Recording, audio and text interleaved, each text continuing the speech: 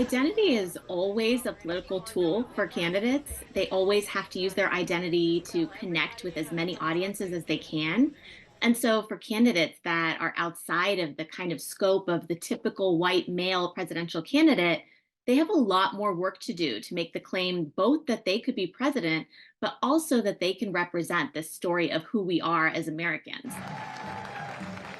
Nikki Haley is an interesting case because she is racially ambiguous. She's light skinned, she uses her middle name, which is an American sounding name, and she's also made sure to embed herself in predominantly white spaces and to speak to the story of the kind of model minority myth, where she talks about her parents as folks who came to this country and were able to make it. And so she's really adopted this kind of language of minorities in this country being positioned against Black Americans to make the case that systemic racism doesn't exist. We are the American dream. We are the example of it. And so if we made it, anybody can.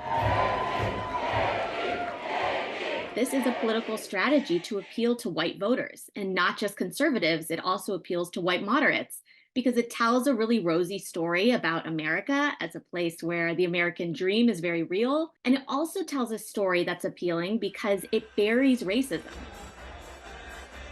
There is this irony where Nikki Haley, on the one hand, says this is not a racist country, and then on the other hand, is experiencing all sorts of racism, including from the front running Republican candidate, Donald Trump. They don't want to run against me. I'll let people decide what he means by his attacks. What we know is, look, he's clearly insecure. You made the right decision. God bless you. Thank you very much. Thank you.